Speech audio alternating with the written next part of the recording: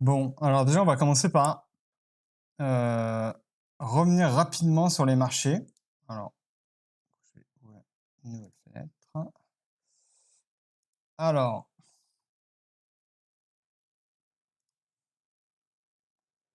et je voudrais commencer par analyser un petit peu l'open interest. Alors, on va quand même regarder le graphe avant en daily. Voilà. Alors, qu'est-ce qu'on voit? On voit quand même, malgré tout, on est quand même sur un espèce de support ici. A priori, ce support a l'air important. Alors, il y a les traders d'order block qui vous diront qu'il y a ici, voilà. Il y a ce sommet-là. Alors, je sais que moi, sur mon mapping perso, j'ai à peu près la même zone aussi. Alors, moi, ma zone, elle est plus à, je crois qu'elle est quasiment à 25 000 piles. Voilà. Donc, on voit que les clôtures ont l'air d'être absorbées, donc ce qui est plutôt pas mal. Euh, Moi, j'étais un petit peu. Si je reprends mon graphe perso, j'étais un petit peu frustré quand même que on soit pas allé chercher cette zone-là. Voilà. Pour l'instant, on a l'air de réintégrer. Après, très franchement, j'ai pas trop envie de parier dessus tout de suite. Tant qu'on n'est pas, alors, Saint-Denis, voilà. Tant qu'on a passé au-dessus de cette zone-là, je pense qu'il y a de quoi encore être assez inquiet. Voilà. Donc, si vous aimez prendre des risques, vous pouvez vous amuser éventuellement à prendre là, parce qu'on commence les réintégrations, machin. Ok, mais là, pour l'instant, on est toujours dans une tendance quand même extrêmement baissière, donc ça, il ne faut jamais l'oublier. Et donc, du coup, si on veut commencer à être un peu plus safe, alors après, voilà, un peu plus safe, mais imaginons, ça commence à partir, peut-être qu'on peut s'attendre à un scénario comme ça où le truc, il ne s'arrête jamais et ça va être difficile de rentrer. Voilà. C'est possible. Mais je pense que pour commencer à être plus safe, il faut peut-être attendre, voilà, c'est 10%, voilà, c'est, allez, on va dire 15%. Voilà. C'est peut-être recommandé. Moi, j'ai souvent dit aussi, quand on était sous les 26 500, c'était plutôt bien, et quand on était au-dessus, c'était plutôt bull. Il y a aussi ces deux zones-là, moi, qui m'intéressent, les 25 et les 24. Mais bon, tant qu'on n'a pas vraiment repassé au-dessus d'ici, il faut quand même, je pense, se méfier. Alors après, on n'est jamais à l'abri du pire scénario, hein, c'est-à-dire qu'on vienne casser là et qu'on réintègre, voilà. Et qu'on aille après, pourquoi pas plus bas. C'est possible. Euh, il n'empêche que si ça arrive, je pense qu'on aura quand même le temps de le voir, dans le sens où ça fera une espèce de mèche comme ça, qui sera assez rapide et qui va réintégrer. Comme on a pu le voir d'ailleurs sur d'autres genres de price action. Alors, j'aime bien comparer avec ici, voilà. Là, on n'a pas passé au-dessus de ce sommet, mais on est quand même passé au-dessus de celui-là. Et regardez, on est passé et on a très vite réintégré, quoi. On est repassé très très vite en dessous. Voilà. Pourtant, on avait un sommet au-dessus du précédent, un creux au-dessus du précédent. Sauf que là, on a refait du coup un creux qui est plus petit là et un sommet plus petit, voilà. Celui-là n'est pas passé au-dessus de celui-là et on a continué tendance baissière, voilà, tout le temps. Là, ici, on a fait un très léger absorption de liquidité, mais vraiment très léger. On est à peine passé au-dessus. Et on a, bon, là, il y avait le crash Covid, hein, c'était ça. C'était un petit plus le crash Covid, voilà. Mais hormis la news catalyseur qui pousse le truc encore plus à la baisse, voilà. De toute façon, la tendance ici était par exemple toujours baissière. Donc voilà. A priori, si on attend les confirmations, on a quand même plus de chances de se retrouver dans une bonne situation, même si bah voilà, des fois on va se faire piéger par ce genre de bougie. Et même, imaginons, on repasse boule, on repasse au-dessus de cet endroit-là, bah regardez, en fait, tout le monde va dire, ok, on est plutôt boule, alors peut-être qu'on va avoir une énorme mèche haussière d'un coup, et ça va être très difficile de rentrer. Donc, faut quand même pas oublier que dans tous les cas, on peut se faire piéger de partout, quoi. Parce que si on rentre, enfin maintenant, on n'a pas encore de confirmation, c'est extrêmement risqué, on est dans une tendance baissière, etc. On n'a même pas pour l'instant, un peu comme ici, un creux qui est au-dessus du précédent, hein. Pour l'instant, on est. Voilà. On prend le graphe ici. On a vraiment que des creux plus bas, mais on n'a vraiment aucun signe de reprise pour le moment. Donc, méfiance. Voilà. Ce que j'ai déjà dit aussi, enfin, j'ai plutôt dit dans le pro, pardon, c'est que ce qui serait intéressant de voir, ça serait une genre de mèche de capitulation sur l'open interest. Alors, comment on va voir une mèche de capitulation sur l'open interest? Alors là, quand même, on a un petit peu baissé sur l'open interest, voilà. D'ailleurs, petite chose à part, j'ai vu sur Twitter des gens qui disaient, «Oui, alors si on passe sous cette zone, on va avoir, au niveau des 24, on va avoir, 60 milliards de liquidations». Alors, comment expliquer, aux analystes, en herbe qu'on peut avoir 60 milliards de liquidations, sachant qu'il y a que, 8 milliards, enfin on va dire 9 milliards en jeu? C'est juste impossible, donc faites attention, aux infos que vous trouvez sur les réseaux et cetera. Il y a vraiment des gens qui racontent n'importe quoi. Après voilà, la personne a raconté ce que lui disait son site, mais voilà, son site est visiblement pas fiable puisqu'on ne peut pas avoir 60 milliards de liquidation quand on a que, eh bien 8 milliards d'open interest, ouverts, quoi. C'est-à-dire que la totalité des futurs, l'open interest, pour ceux qui ne connaissent pas, c'est à chaque fois qu'on met 1 dollar sur des futurs, que ce soit long ou short, peu importe le sens, eh bien ça monte de 1 dollar. Donc là, il y a que 8 milliards de misés en trading plutôt court et moyen terme, parce qu'en général, quand on met de l'open interest sur, des perps, ou autres, dérivés futurs et cetera, c'est souvent pour faire du court ou du moyen terme. Si on veut faire du vraiment long terme, on va plutôt prendre du spot, voilà. Donc là, en court et moyen terme, on va dire il y a 8 milliards, ce qui est absolument que dalle à l'échelle des cryptos, quoi. C'est pas très grand. Donc voilà, on risque pas d'avoir 60 milliards de liquidation. Ce qu'on aime bien voir, eh bien, ça va être une énorme baisse de l'open interest, après un creux. Alors là, c'est peut-être le bottom, même si franchement, moi, j'y crois pas trop, là, tout de suite. Après, voilà, le graphe a l'air pas non plus horrible. Il faut vraiment voir comment il va réagir, à cet endroit-là. Mais un scénario qu'on aimerait bien avoir en termes d'open interest, même si c'est pas forcément le sujet du jour, on peut quand même l'aborder. C'est, bah, par exemple, on va rechercher plus bas, je sais pas, par exemple par là. On va chercher toute la liquidité qu'il y a sous ces creux, et cetera. Et ensuite, une fois qu'on est là, on reste pas très longtemps et on repart direct. Et voire même, on peut directement faire une mèche comme ça arrive. Voilà. Et le mieux, ce serait d'arriver à obtenir ça. Et ça, voilà, même comme ça, on va dire. Ça, ce serait un assez beau scénario, plutôt bull en fait. Et avec ça, il faut qu'on voit accompagné d'une énorme baisse d'open interest, un truc comme ça, quoi. Genre, on voit vraiment des grosses liquidations, quoi. Tous les gens qui ont acheté, tout le long là, alors là, je l'ai peut-être fait un petit peu violente, hein, mais on va peut-être la faire un tout petit peu moins violente. Mais dans l'idée, c'est ça, quoi. C'est vraiment, on va chercher très, très bas et c'est une bougie, quoi. C'est vraiment tout le monde est liquidé d'un coup.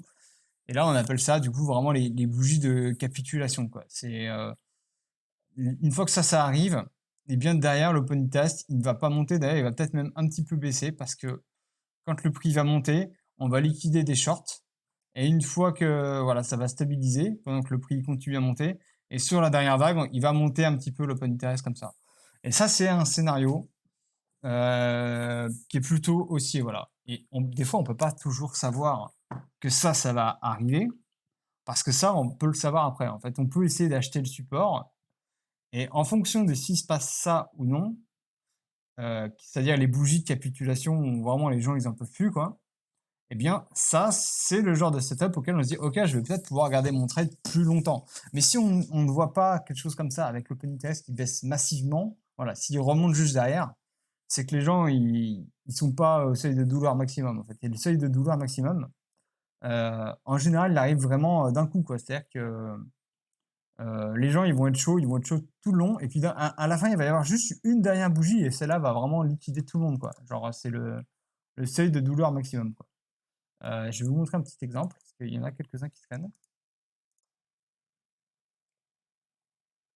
Euh, pour moi, le bon exemple, c'est celui-là, mais je sais pas si on va pouvoir le voir d'ici. Ah, ça se voit pas très très bien. C'est le 12 mai, hein. Mais en gros, on voyait vraiment, et ça, c'est une petite capitulation, hein. D'ailleurs, on voit d'ailleurs que le mouvement n'a pas tenu dans le temps. Mais c'était un très bon exemple et j'aime bien le prendre, vraiment. C'est que là, vous voyez, les gens, ils continuaient. Je sais pas c'est pourquoi il est aussi peu visible. Voilà, les gens ici sur la descente, ils continuaient d'acheter, regardez. Là, ça se voit. Les gens, bon, après, on peut pas savoir s'ils sont longs ou s'ils sont short, mais il y a plutôt fort à parier que c'était plutôt des longs. Voilà. Et le prix il descendait et l'open interest il montait. Et ça, c'est extrêmement baissier en général de savoir que eh bien, le prix va descendre et donc du coup, il va être en général supporté par des gens qui achètent du levier. Voilà. Et quand le prix est supporté par des gens qui achètent du levier, donc qui s'endettent, hein, eh bien, le prix peut facilement être cassé. Et qu'est-ce qu'on voit à la fin? C'est qu'il y a une dernière bougie, genre une seule, quoi. Genre, il y a eu tout le long des bougies qui étaient pourtant assez fortes. Et celles-là, elles n'ont pas fait mal. Et celle-là, d'un coup, vraiment, c'était le seuil de douleur maximum. Et les gens sont sortis du trade. Donc, tous les gens qui ont acheté là, ils se sont tous fait liquider. Et ils ont revendu à qui? Ils ont revendu sur le bout de la mèche aux spots qui achetaient massivement les liquidations. Voilà. Et les spots, quand ils achètent, c'est pour du plutôt long terme. Et donc, ça fait un point défensif qui est important. Et c'est une zone, du coup, qui est assez intéressante à surveiller. Voilà. D'ailleurs, si on la trace ici, on peut voir que voilà, c'est une zone qui a vraiment servi de support par la suite. Voilà. C'est une zone qui est très solide parce que c'est la bougie qui a permis du coup de racheter un spot pour du moyen long terme. Voilà. Et bon, là, elle était légèrement dépassée, mais très vite intégrée, etc. Voilà. Et là, on voit ça rebute dessus. Voilà, voilà. Après, on l'a cassé. D'ailleurs, on peut voir que ça a pile poil buté dessus, etc. Donc ça, c'est quelque chose qui est important à suivre et moi, si je veux attendre potentiellement un bottom pour commencer à vraiment miser, je voudrais voir ce genre de price action. Alors, je sais pas ce qu'il a fait mon graphe là, mais je voudrais voir ce genre de price action où on va voir le prix qui descend. Alors, je sais pas, il a vraiment cassé mon dessin, mais voilà, c'est ce genre de truc qu'on veut voir avec l'open test qui descend, qui continue à liquider pendant que le prix il monte. Et à la fin, on se retrouve comme ça, avec un open interest qui est plus bas que ici, et un prix ici qui va être plus haut que là en fait.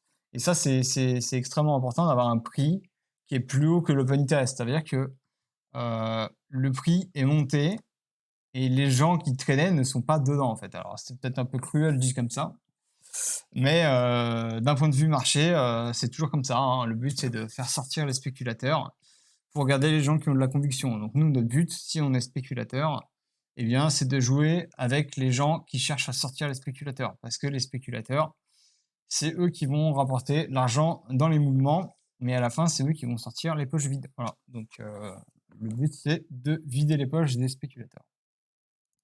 Donc voilà, quand on est spéculateur, il faut savoir que de base, on est plutôt contre la tendance. On a plus de chances de perdre que de gagner de base en étant spéculateur. Parce que bah, c'est dans nous qu'on vient chercher l'argent. Donc il faut faire attention, le faire assez méthodiquement pour bien que ça se passe bien pour nous. Est-ce que vous avez des questions là-dessus? Alors, est-ce que l'OI comporte également la DeFi? Alors, techniquement, l'OI comporte la DeFi. Après, de façon pragmatique, l'OI ne prend pas en compte la DeFi. Voilà. Je ne crois pas qu'il y a DYDX. On peut regarder. Je crois que c'est là-dedans qu'on va trouver. Je pense pas qu'il y ait DYDX par exemple. Attends, je crois qu'on peut regarder là-dessus. Attends. Si on clique sur l'écran ici, on a tout. Donc Binance, BitMEX, Bitfinex, Deribit, Nubi, Kraken, OKEx. Ah, si, il y a DYDX et Yahoo. Donc ouais, on peut dire que ça prend en compte les, on va dire les deux plus gros. Alors je connais pas exactement où, mais je crois que c'est le deuxième plus gros. Même si actuellement il y a des trucs encore plus gros qui commencent à sortir. Mais on va dire que ça prend en compte légèrement en compte la DeFi. Voilà. Il y a quand même ces deux-là. Mais on va dire que la grande majorité des volumes, hein, c'est sur Binance essentiellement, un petit peu Bybit, etc. Un petit peu OKEx. Voilà.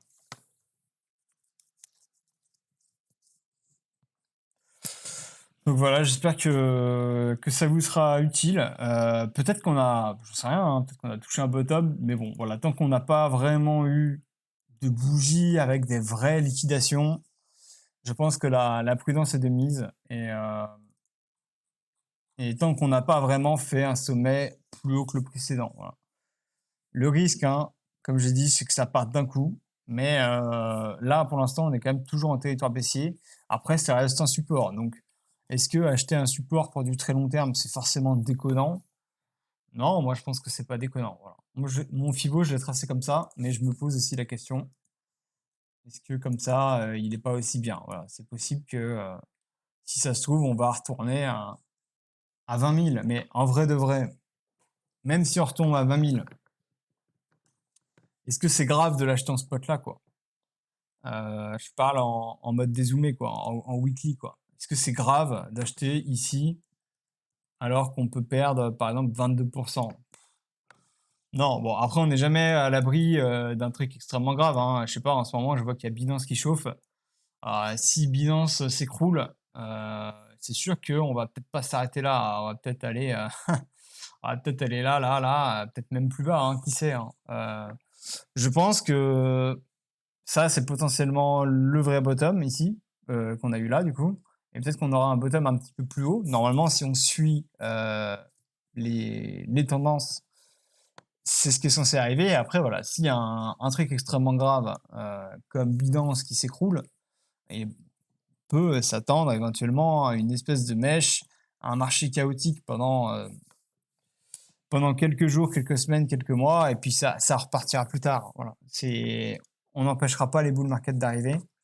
Euh, L'humain fonctionne avec des cycles de toute façon, et donc du coup, bah, puisque l'humain fonctionne avec des cycles, il va toujours aller chercher de l'argent à des endroits, et donc l'argent à des endroits, ça se fait dans les bull market, quoi. Il va chercher à investir là où ça monte et à vendre quand ça baisse aussi. Voilà, donc c'est pour ça aussi que ça fait des cycles. C'est parce que l'humain il réagit comme ça, et il y aura toujours un bull market, voilà, même s'il y a un truc extrêmement dramatique qui arrive, on aura toujours un bull market. Donc, voilà. N'oubliez pas que malgré tout, voilà, même si on peut quand même avoir des baisses qui sont encore grandes, si on achète pour du long terme, je pense que voilà, peu importe où on l'achète là-dedans, c'est pas excessivement grave, quoi. Même si on a acheté par là, vers le haut, pour du très long terme, bon bah c'est quand même dommage parce qu'on aurait pu l'avoir entre guillemets 2 fois moins cher. Mais si on vise sur plusieurs années, ça reste très très ok, quoi. Très ok. En partant du principe que Bitcoin tiendra des années. Voilà. Ça, c'est aussi un autre pari. D'ailleurs, on peut voir sur ce graphique que la bougie a l'air de réintégrer pour cent. Bon, après, on est que jeudi, hein, mais c'est intéressant de voir que la clôture a l'air de pas mal se comporter par rapport à ce Fibonacci-là. Voilà. Est-ce que vous avez des questions sur tout ce que j'ai dit ou pas? Sinon, on repasse à Fibonacci.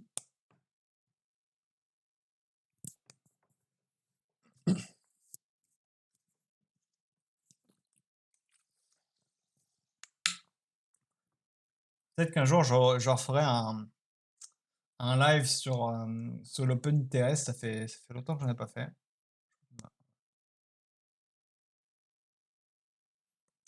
Alors, t'as le lien. Palmier, est-ce que tu es dedans là? Non, il est pas dedans.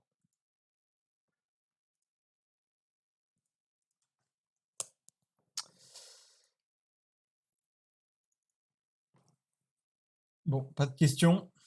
Bon, bah, on va repasser sur Fibonacci.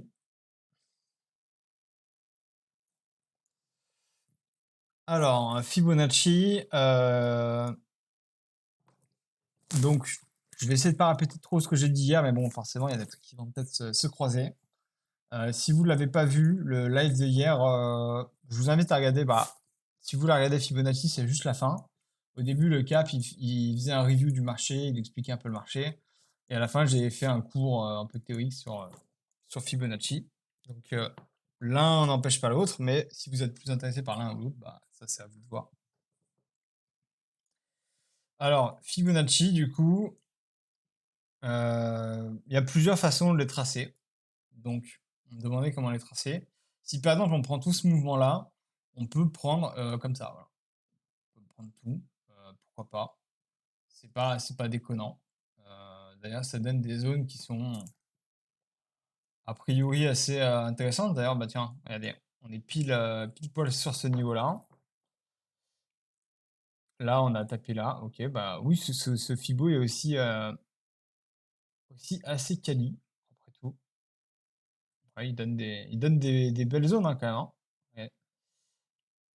Si on se met en daily, il se met comment? Ah,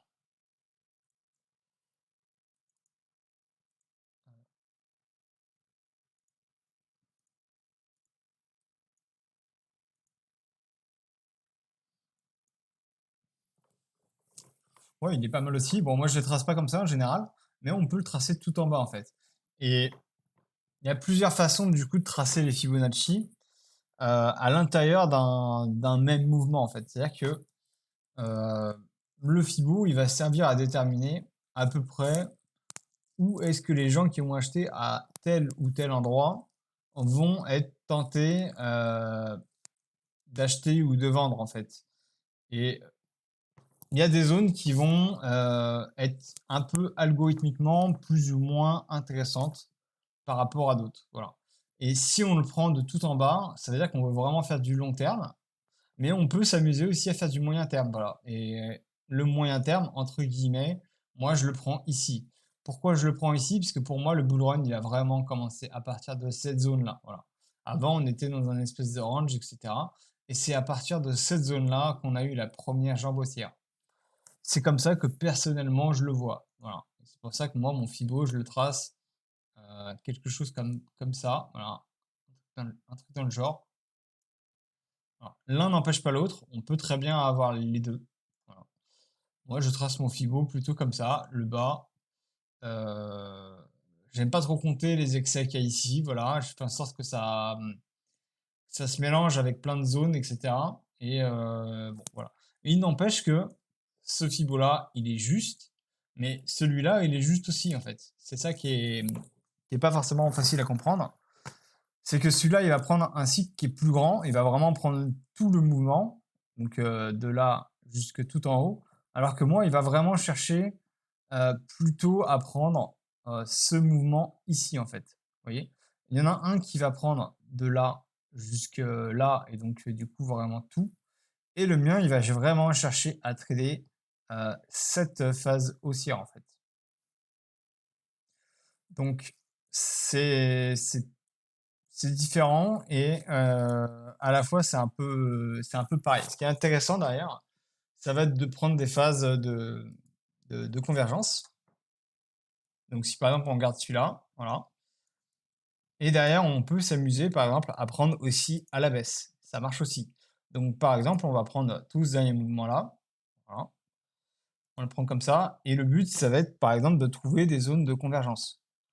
Les zones de convergence,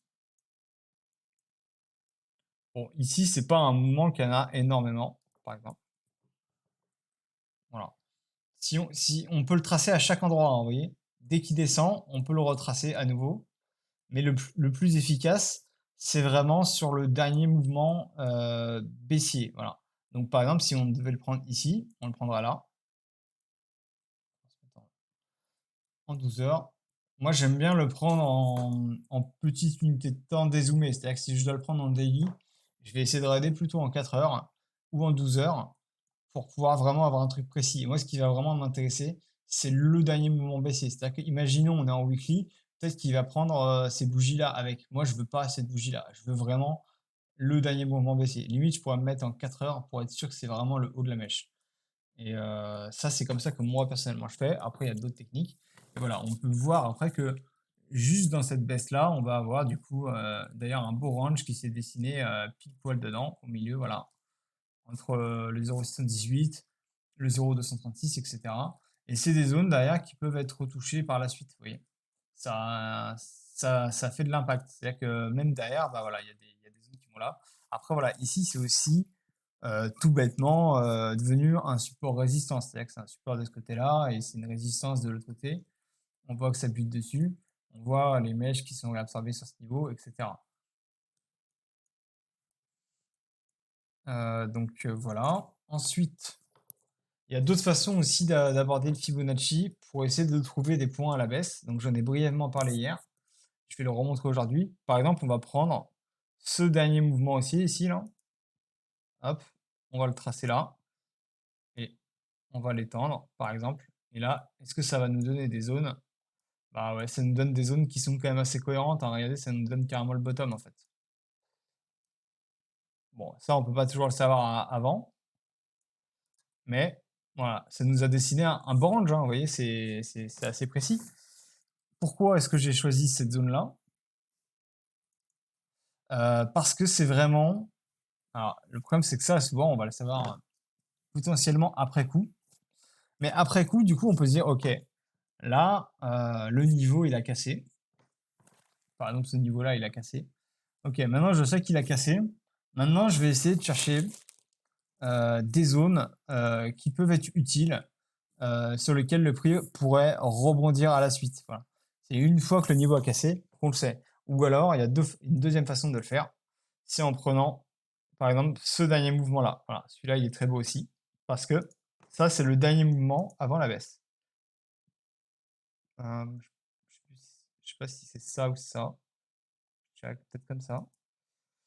Et là, est-ce qu'on va avoir d'autres niveaux qui sont dessinés, qui sont importants? Bon, alors celui-là, il a vraiment... bah, il a quand même servi de support, en fait, pour cette zone-là, vous voyez. Ici, là, on a aussi une zone qui est quand même assez efficace. Vous voyez, là, on tradait en plein milieu, on ne savait pas trop pourquoi. Bah, vous voyez, là, ça donne carrément les clôtures ici. Si je trace le trait, vous voyez, ça donne les clôtures là, le prix s'est posé dessus. Et en fait, ça, c'est un bon exemple, je pense, parce que ça nous permet de comprendre ici que les acteurs qui ont tradé ici et les acteurs qui ont tradé ici, ils ont tous les deux des horizons différents. Ils ont tous les deux des seuils de douleur différents. Ils ont tous les deux des zones de vente différentes.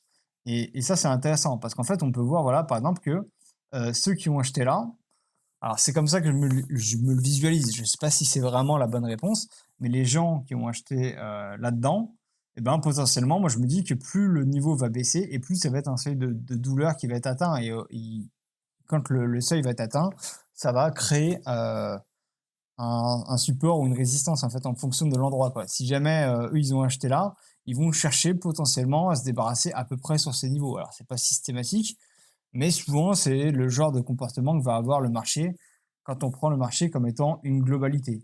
D'ailleurs, vous voyez, c'est très intéressant encore une fois parce que on peut voir qu'ici les niveaux ils ont été dessinés, mais que là on a un niveau ici, bah là il a servi à plein d'endroits ici. Là, il y a un autre niveau, bon, il est en convergence avec celui-là, donc c'est un petit peu délicat de voir. Mais ici, on peut voir que le premier bottom a été touché là, et le deuxième bottom a été touché là. Donc en fait, les deux cycles ont été parfaitement tradés, en fait. Vous voyez? C'est deux endroits différents, mais pourtant, les deux endroits différents, ils ont chacun, de leur côté, eh bien, fait leur travail eh bien, pour apporter des zones qui sont pivots, en fait. Vous voyez. Est-ce que vous avez des questions là-dessus? Il y a assez peu de gens qui utilisent ces valeurs en négatif, enfin, du coup, c'est en positif, pardon.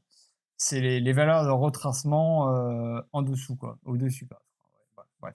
Les niveaux en dessous des Fibos. Et je pense que c'est assez rare que les gens s'en servent, mais ça donne quand même des trucs qui sont intéressants.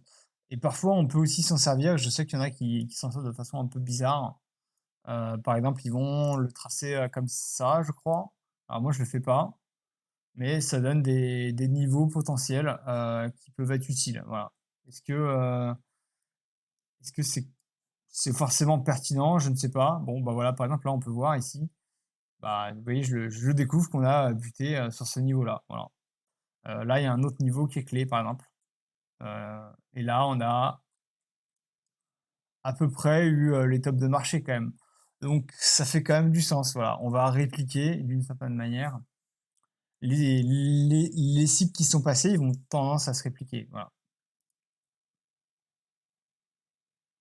Si on le met comme ça.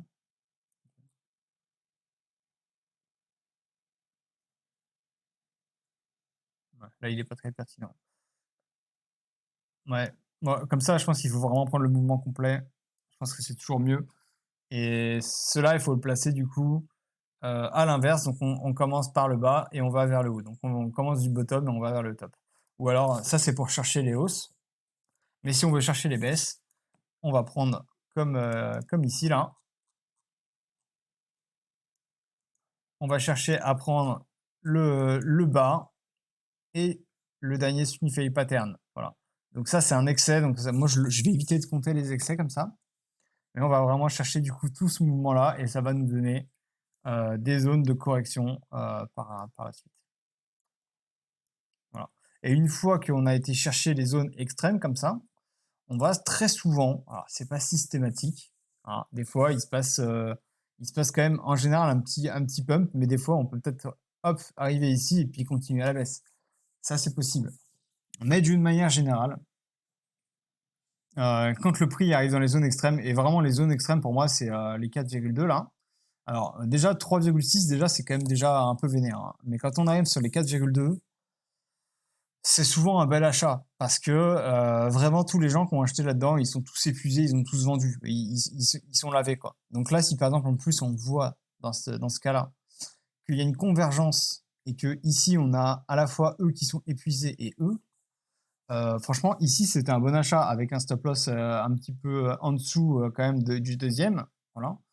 C'était des zones intéressantes. Donc le TP1, vraiment une petite partie, je pense qu'il faut toujours mettre une petite partie sur cette zone-là parce qu'on ne sait jamais ce qui va se passer. Mais vraiment, si on veut y aller, on continuer et aller plus haut, on peut vraiment le faire.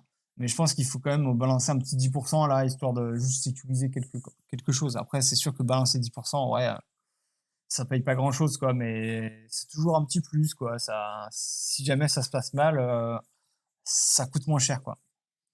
Et après, on peut essayer d'aller chercher la première zone là. Et ben, par exemple, vu qu'on voit que la première zone là était à peu près raccord avec celle-là, peut-être qu'on aurait pu mettre à peu près dans le coin, voilà. Et aller chercher là, c'est le must. Mais par exemple, voilà, là, on l'a pas eu. Et ça a continué à baisser. Mais moi, j'aime bien dire qu'on va chercher deux zones au-dessus. C'est une moyenne qui marche assez bien en général sur Fibonacci. Voilà. Si on reprend d'ailleurs le Bitcoin, il va souvent chercher une ou deux zones en dessous, quoi. Là, il est à une zone, il fait alors je prends pas les 666, hein, c'est une zone personnalisée, il fait une zone, deux zones, voilà. Après, il corrige. Et là, il fait quoi? Il fait une zone, deux zones. Il corrige. Bon, là, il a fait trois zones de correction. C'est assez rare, mais ça arrive. Voilà, bon, là, il a fait un truc un peu particulier, hein. Mais là, il fait voilà, une zone, deux zones.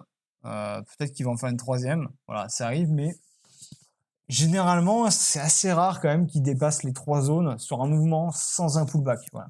C'est pas systématique, mais regardez, même si on prend le bull run, alors moi j'aime bien le prendre comme ça, mais on peut le prendre là aussi, hein. Voilà, là il a fait alors, une zone, deux zones, trois zones, quatre zones. Bon, ouais, ça c'est Bitcoin au début, hein, quand il part, il part. Et voilà, il a fait quand même. Là, il a fait un pullback, il a refait un, 2, 3, 4. Bon, là, c'est vrai que, c'est vrai que le bull run de BTC, il était extrêmement violent. Mais après, derrière, quand on va faire les corrections, bah là, vu qu'il avait vraiment fait une montée fulgurante, bah, il va chercher en redescendre de 3. Voilà, et puis il va faire des petits pullbacks, etc. Quoique, même ici, en fait, non, il avait quand même monté une zone, deux zones, on va dire trois zones, parce que ça, c'est vraiment un bel excès. Il a quand même fait son petit pullback ici, il n'a pas touché la zone. Mais il a quand même fait un petit pullback, voilà. Est-ce que moi, sur mon graphe, je l'ai celui-là ou pas? Celui-là, j'ai une zone, deux zones, trois zones, quatre zones. Il en fait deux. Une zone, deux zones. Ouais, là, il a quasiment. Mais il a pas touché, on va dire. Du coup, on compte que trois, quoi. Mais là, il a pas fait pullback. Donc, voilà. Il y a jamais de certitude. Fibo, c'est surtout un endroit qui va nous donner des endroits clés. Mais quand même, il y a un truc qui est quand même assez fréquent, c'est que voilà, il va avoir tendance à vouloir rechercher une zone ou deux zones euh, en contre-tendance, quoi. Et ça peut être quelque chose qui est intéressant. Et les zones qu'on va avoir qui sont extrêmes sur ces mouvements baissiers, bah vraiment le 4,2 c'est pas mal. Et déjà 3,6 c'est déjà un peu vénère, hein. Quand on arrive déjà sur les 3,6, c'est quand même que le mouvement il a quand même bien perdu, quoi. Voilà. Et sur le Fibo classique, pour moi, vraiment, les zones extrêmes, hein, c'est 0,7. Et moi, je commence à partir de là, quand même, 0,236 et 0. C'est des zones, quand même, qui sont quand même déjà bien poussées sur le mouvement. Donc, faut voir comment ça se passe à ce niveau-là. Alors après, voilà, on peut jamais trop savoir ce qui va se passer. Mais une fois que, par exemple, voilà, si on reprend le graphe du Bitcoin ici,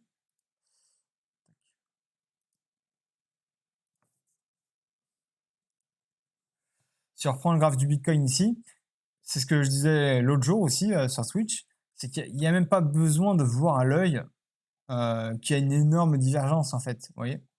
Alors, le prix aurait pu repartir, hein, en vrai, il avait de quoi. Même si, voilà, il n'a pas été touché les 0,7. En général, le prix va avoir tendance à aller chercher les 0,7 pour vraiment épuiser les spéculateurs. Là, il l'a pas touché, donc vous voyez, il a refait un mouvement, mais il a été les rechercher par la suite, même un petit peu plus bas. Mais on peut voir à l'œil quand même que le mouvement ici, il était vraiment explosif.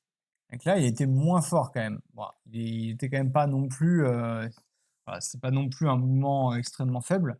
Mais si on prend en pourcentage, on a monté de 500% en quoi? Si on prend ici, là, on a monté 450% en 130 jours. Et là, en 100 jours, on est monté de 100%. Donc, on est monté à peu près 4 fois moins fort, en fait, si on prend en log. Si on se met en log, vous voyez. Là, il s'est passé une hausse vraiment exponentielle et là, il y a eu pas grand-chose en fait. Et du coup, qu'est-ce qu'on peut en déduire? C'est qu'il y a quand même vachement moins de force acheteuse ici, quoi. Et ça, il n'y a pas besoin d'un indicateur et d'un RSI pour le voir. Enfin, on peut s'en douter que quand le mouvement vraiment il est beaucoup moins fort qu'avant, il faut éventuellement se méfier. Voilà. Et quand on est dans le Fibo, on va essayer de trader les zones et c'est des endroits où on peut se dire ah ok, ça, c'est une zone qui peut être à peu près dangereuse, voilà. Mais on peut aussi avoir des tokens, comme par exemple le OP, qui va, voilà, aller chercher des nouveaux ATH, qui va même passer au-dessus et qui va derrière réintégrer, en fait. Et c'est aussi intéressant, hein. Et ça, c'est aussi des pièges pour l'usage des Fibo. On peut pas utiliser bêtement l'outil de Fibo comme ça et se dire que ça va bien se passer alors que alors que comment dire? C'est plus complexe, quoi. Ouais, il y a jamais rien qui est absolument évident et qui fonctionne 100% des fois. Donc, faut toujours se dire que toutes les méthodes, elles ont une faiblesse et potentiellement peuvent mal se passer, quoi. Tout bêtement. Voilà. Donc, est-ce que vous avez quelques questions sur ce que j'ai dit sur Fibo? Voilà. Est-ce que vous connaissiez déjà le petit tips avec ouais, d'ailleurs, on le voit ici, regardez, je sais pas si vous l'avez vu à l'œil, moi je l'ai, parce que j'ai l'habitude, mais sur le OP par exemple, voilà, j'ai très envie de le tracer ici, ce mouvement, voilà. Alors, tac, alors je vais prendre un graphe neuf, parce que là on va rien voir.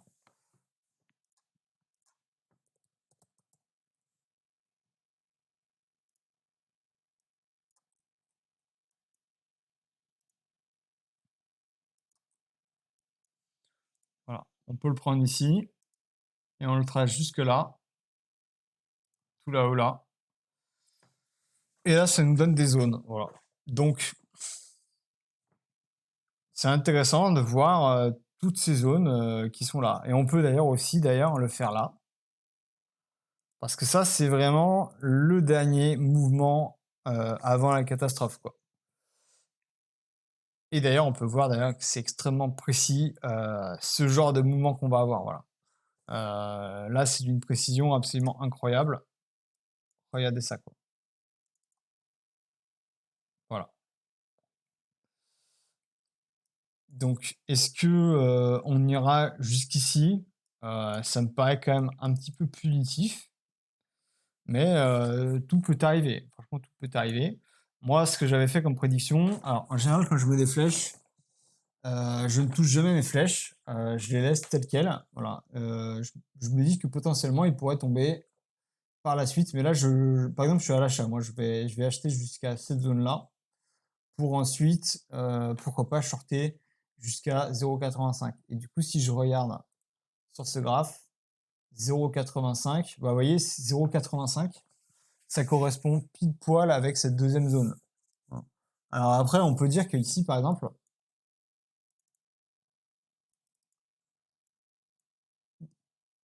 si on enlève ça, ici, par exemple, on peut voir que le prix s'est arrêté là. Mais le prix s'est arrêté. Du coup, ici, il s'est pas arrêté là, quoi. Et en plus, c'est vraiment juste une mèche. Moi, je ne serais pas confiant quand je vois un niveau comme ça qui n'a pas été touché. Voilà. Si le niveau il reste un peu au-dessus, comme ça, par exemple, il va souvent aller le rechercher. Donc, euh, moi, je pense pas qu'il ira tout de suite. Comme j'ai dit, je parie sur un petit pullback, voilà. Mais après tout, tout peut arriver. C'est-à-dire que le prix, à n'importe quel moment, il peut aller retourner sur cette zone. Et c'est quand même, je pense, le plus probable par la suite. Mais ça ne veut pas dire qu'il doit le faire tout de suite, quoi. Ça, c'est un graphe sur le long terme. Et du coup, si on arrive sur cette zone, je pense que une majorité des gens qui ont acheté là-dedans vont être épuisés et vont vendre le bottom ici, quoi. Voilà. C'est ça qui va se passer. Et une fois qu'ils l'auront vendu le bottom, eh bien, on pourra éventuellement se poser la question avec le prix et se demander si est-ce que OP est amené à repartir ou est-ce que OP est amené à aller à zéro, quoi. Et ça va dépendre une fois que les gens qui ont vendu le bottom, est-ce qu'il y a des acheteurs ou pas. S'il y a des acheteurs, eh bien, le prix sera potentiellement amené à remonter.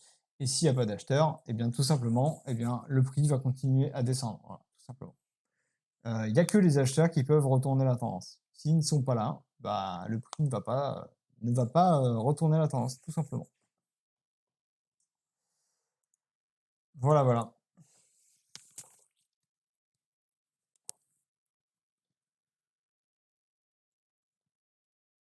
Est-ce que vous avez des questions sur l'outil Fibonacci de cette façon? Est-ce que vous l'aviez déjà vu quelque part ailleurs? Voilà. Là, on peut le voir aussi, ici, là. Plus petit mouvement, mais il est existant. C'est un beau swing fail pattern, voilà. Ce swing fail pattern, c'est là où j'adore les dessiner, en fait.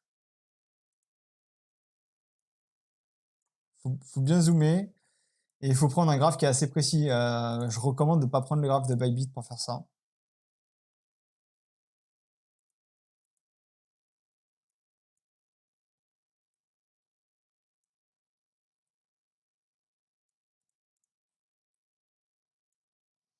Voilà, c'est intéressant, vous voyez, on voit que ça va buter pile poil sur ce niveau-là.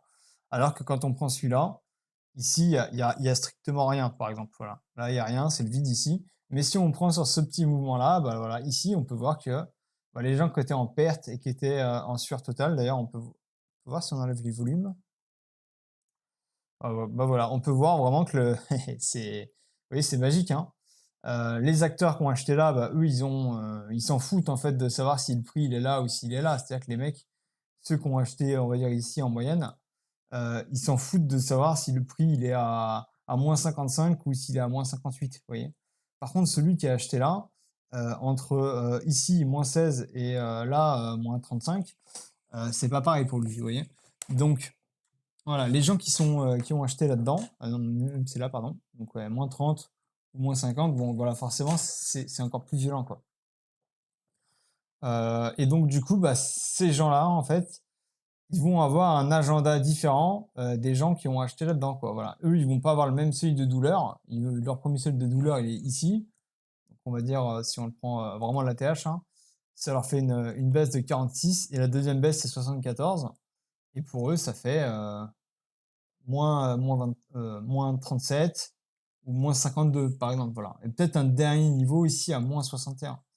Et ce niveau, ça se cumulerait bien avec celui-là. Mais il faut aussi savoir aussi un truc, c'est que les acheteurs long terme, eh bien, ils vont avoir moins d'impact sur le prix au court terme. C'est-à-dire quoi?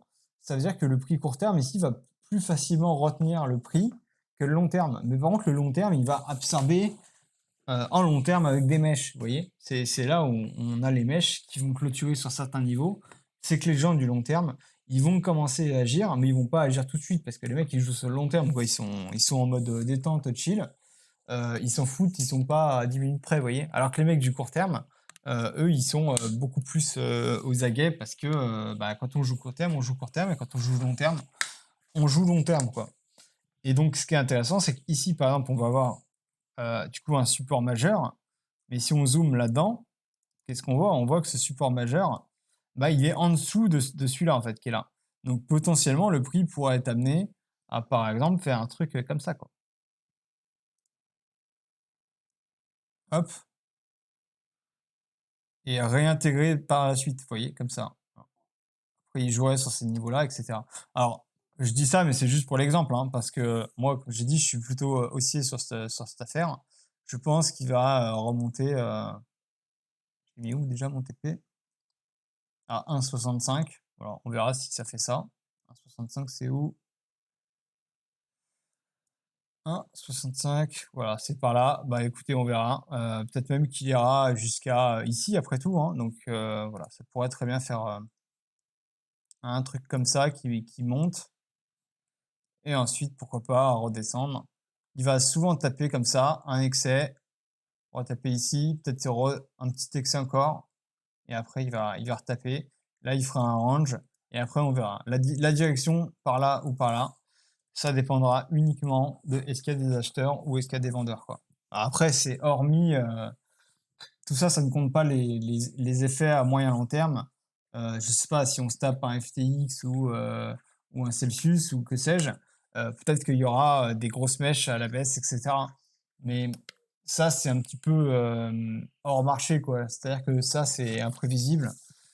Et, euh, et si ça doit arriver, bah, le marché derrière, on verra par la suite si jamais il réintègre les niveaux clés, comme par exemple celui-là, quoi. C'est-à-dire que si jamais il y a, on va dire, un FTX, peut-être qu'on va avoir une grosse baisse comme ça, elle est extrêmement bas, et par la suite revenir dedans, quoi. Voilà. Et ça peut mettre longtemps, hein, ça peut mettre, ouais, ça peut même mettre un truc comme ça peut mettre 20 jours, ça peut mettre un mois.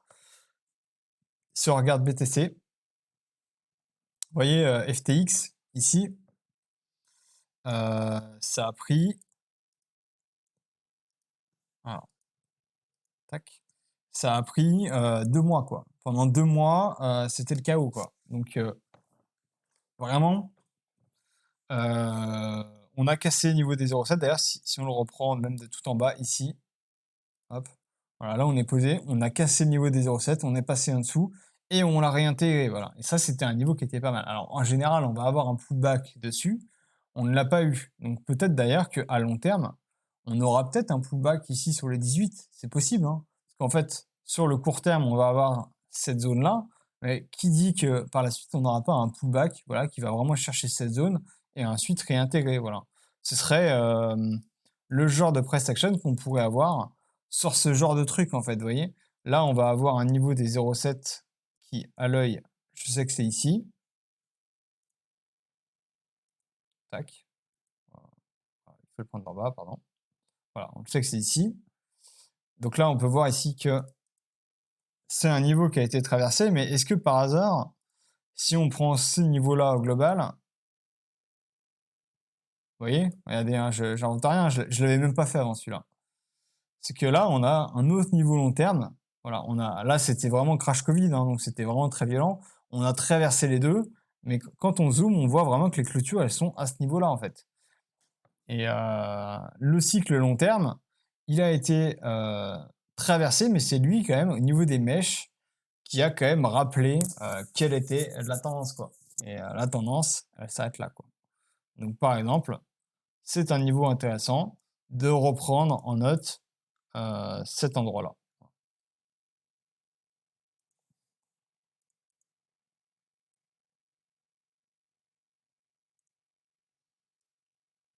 Je parle de celui-là. Voilà, je pense que ce niveau-là, c'est un niveau. Imaginons. Je pense que de toute façon, même si on a un espèce de marché haussier, alors après, ça c'est complètement perso, hein, mais moi je pense qu'on est dans un marché type ça, c'est-à-dire qu'on va rester en dessous de ce cycle. on va corriger, et cetera et après repartir pour un vrai cycle. Par la suite, il y aura des nouveaux sommets, et cetera. Mais moi, je pense qu'on est dans un espèce de petit cycle semblable à celui-là. Alors, est-ce qu'on l'a fini, ou pas? Je ne sais pas.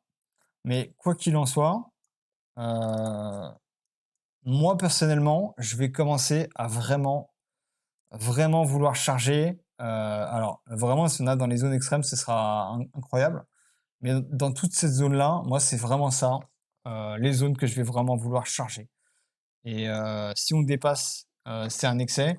Mais moi, je pense que vraiment les zones, c'est tout ça, quoi. Ça, c'est les zones long terme, heu, les plus optimisées qui soient, quoi. Il y a vraiment pas mieux que ça, quoi.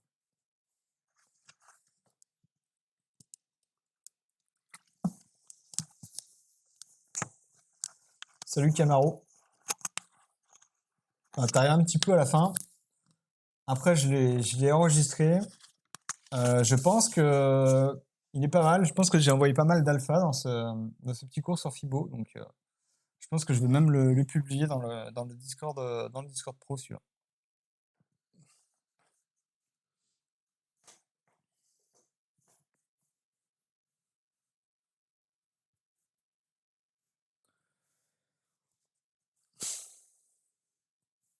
Donc voilà, est-ce que vous avez des questions sur tout ça?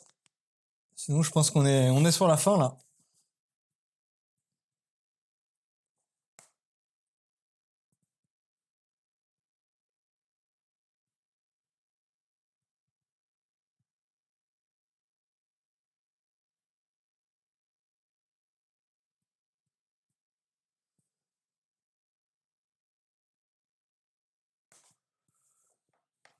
Ok, bah au plaisir, hein. Je fais au mieux. Les Fibo, c'est quand même un truc assez incroyable, je trouve. Ce que je disais hier, c'est que les Fibo, ils sont partout, ils sont dans la nature. Votre corps, il est designé selon Fibonacci, quoi. La taille des doigts, elle suit la suite de Fibonacci. Et chaque doigt est un petit peu plus grand que le précédent. Ouais, c'est pareil que Fibo, quoi. La suite. Et je pense que le Fibo, il reflète aussi un petit peu le mental. Et plus on va descendre dans les Fibo, et plus on va atteindre des zones psychologiques qui sont plus ou moins extrêmes.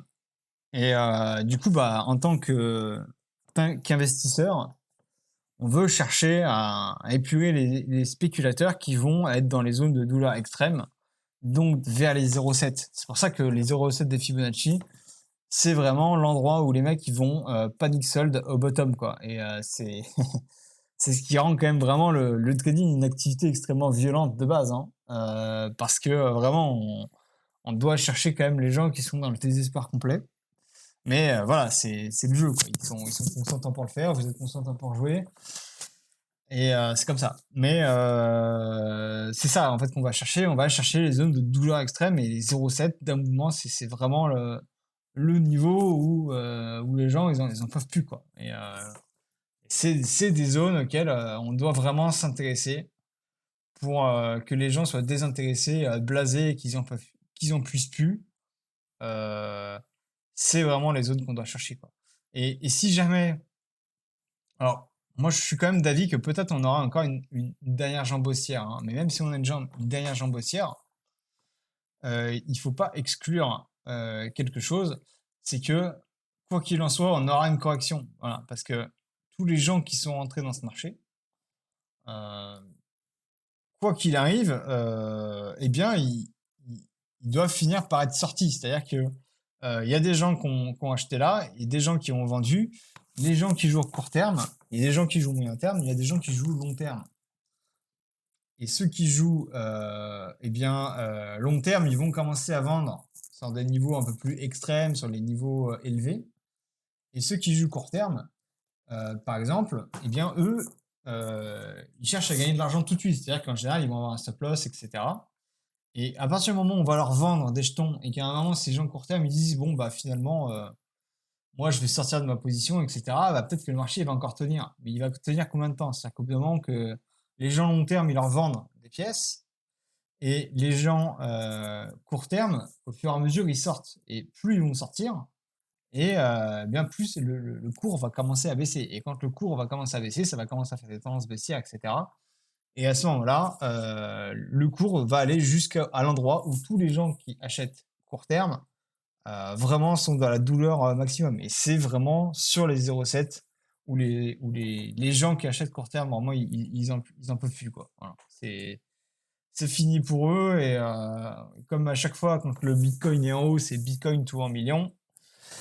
D'ailleurs, je me rappelle encore, avec ces histoires de banque, etc., là, ça devait être par là. T'as vraiment des mecs sur Twitter qui étaient assez connus, qui balançaient la thèse comme quoi Bitcoin allait monter à 1 million en 2 semaines, quoi. Enfin, je sais pas si vous vous rappelez de ça, mais c'est pas des blagues, quoi. Et c'était même pas une brêle, hein. C'est un mec qui a fait des trucs dans sa vie, qui est connu, quoi. T'as des mecs vraiment qui se sentent plus pisser littéralement et qui balancent des trucs que genre Bitcoin va monter à 1 million en un mois, quoi, ou 2 mois, quoi. C'est un truc de fou, quoi. Et à chaque fois ici, le Bitcoin il monte à 1 million et à chaque fois que le prix descend, c'est le Bitcoin tout zéro.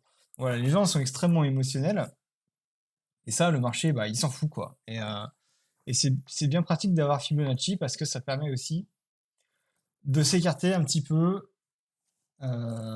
des émotions et de regarder, ok, le prix, il en est où à peu près, quoi.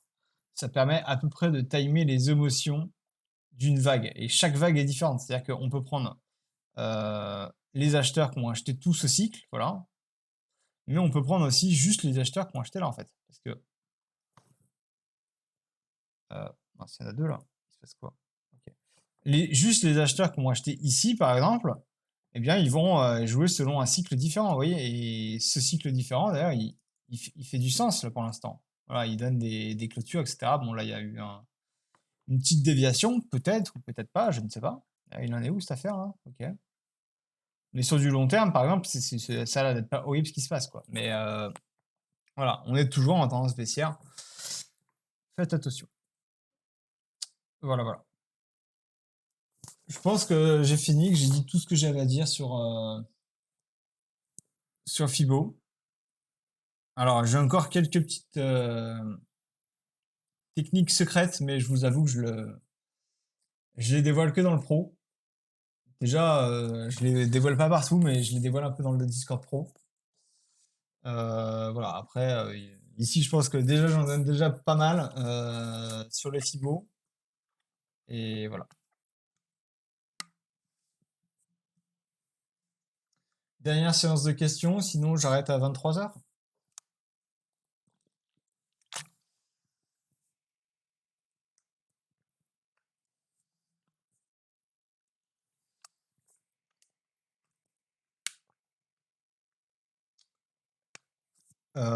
Comment ça, c'est en 1044 pixels?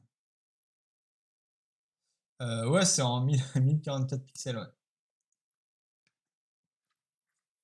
Mais en fait, quand j'enregistre, je ne passe pas par Discord, je passe par un truc pour enregistrer, je passe par OBS. Donc, quoi qu'il en soit, ça reste d'une qualité bonne normalement, quoi qu'il en soit. Après, là, je vais investir dans Discord Nitro, là. Je l'avais déjà pour pouvoir mettre mes emojis préférés de partout. Voilà. Celui-là, vous l'avez pas, hein, vous êtes jaloux, hein. C'est Trabuco, quoi.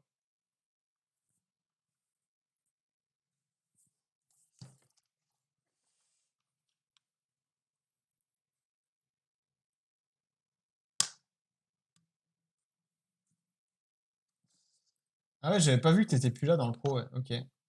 Bah ouais, il faut. Si tu veux profiter de. Si tu veux profiter des trucs, en plus j'ai fait un guide sur Fibo dans le pro il y a pas longtemps, alors c'est raison de plus pour y retourner, hein. Ah ouais, ça pixelisait chez toi? Ok. Est-ce que chez vous ça pixelisait aussi ou pas? Ah, ça m'intéresse de ouf, hein. Vraiment, j'ai besoin de savoir.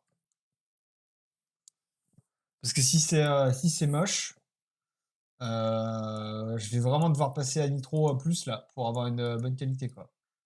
Après, est-ce que c'est juste cette fois ou est-ce que c'est à chaque fois? Ah, je vais couper le live.